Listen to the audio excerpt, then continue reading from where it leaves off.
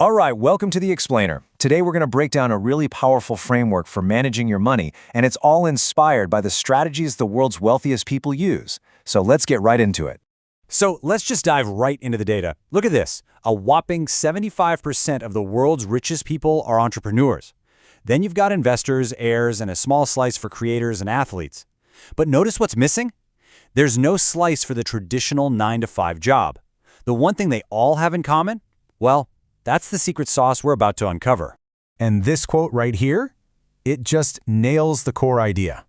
Entrepreneurs own businesses, investors own assets, heirs own trusts, creators own their skills and their brands.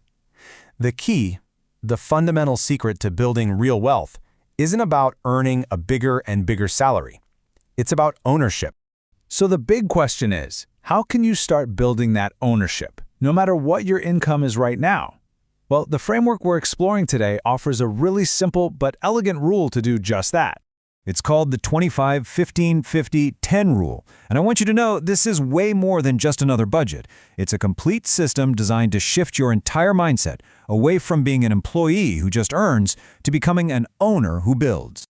Okay, so what we're looking at here is the roadmap for every single dollar you earn.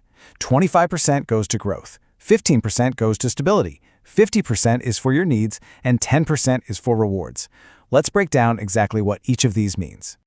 All right, let's jump into the first, and honestly, the most critical part of the rule, that 25% that fuels your growth engine.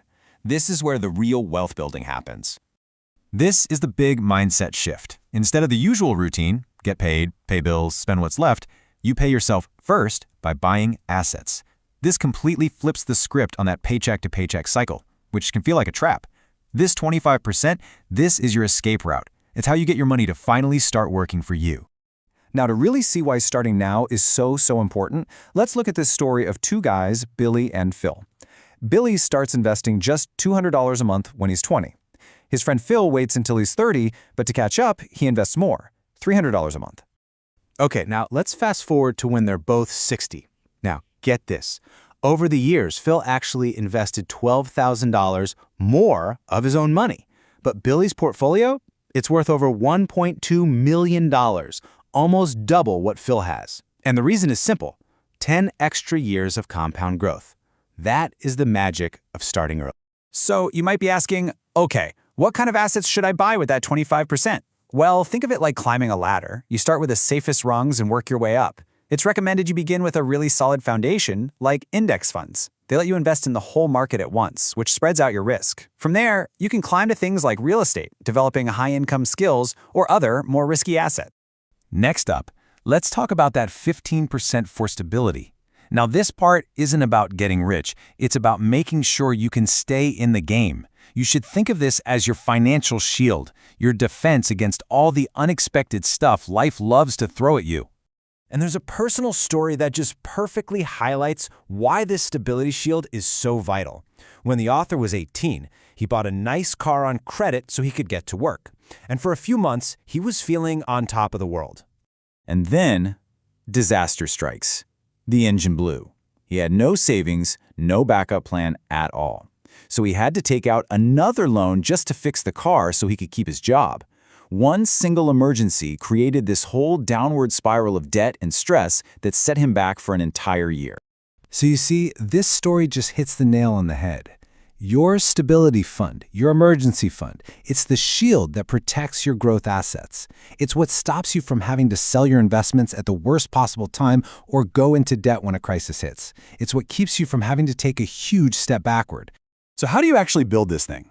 It's a really simple 3-step process. First, figure out your goal. You're aiming for about 5 months of essential living expenses.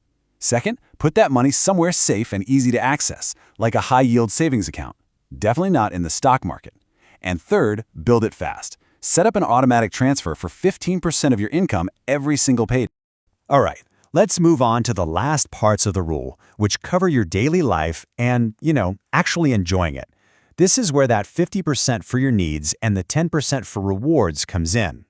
There's another great story from the author's early 20s that really drives this point home. He had this friend who always looked rich. Designer clothes, fancy watch, the whole deal. The author, on the other hand, wore baggy clothes and a cheap watch. But here's the reality nobody saw. His friend had $43.20 in the bank. The author had over $1,000 in investments and a growing stability fund. Real wealth is what you don't see. And this brings us to a huge trap that so many people fall into: lifestyle inflation. It's that natural tendency to just spend more as you earn more, and it's what keeps even higher earners living paycheck to paycheck. By putting a hard cap on your needs at 50% of your income, you build a defense against it. Trying to control your spending with just willpower is a losing game. So instead, use this simple system. Before you make any non-essential purchase, just ask yourself 3 quick questions. 1. Is this an impulse buy? If it is, just wait 7 days. 2. Am I buying this for the brand name or for the actual value it provides? And 3. Is this purchase genuinely going to improve my life? If not, skip it. It's a simple little filter that leads to much more intentional spending. And last but not least, that final 10%. Now this is important. This isn't just leftover cash. It's a strategic joy fund. Trying to save every penny without any room for fun is like a crash diet. You know it's not going to last. You'll burn out and end up overspending later. This 10% for guilt-free spending on experiences, hobbies, and time with people you love is what makes the whole system something you can actually stick with for the long haul. So, when you put it all together, you can see that the 25-15-15-10 rule isn't really a budget at all. It's a complete system. It empowers you to build ownership with that 25%, protect your progress with the 15%, live well on the 50%, and actually enjoy the journey with the 10%. You're not just tracking expenses, you're actively designing your own financial future. And that really leaves us with one powerful final question to think about. Every single dollar you have is always working. The only question is, who is it working for? Is it working for your landlord, for the credit card companies, for your boss? Or is it working for you, building your freedom, your security, and your future? And that, right there, is what this is all about.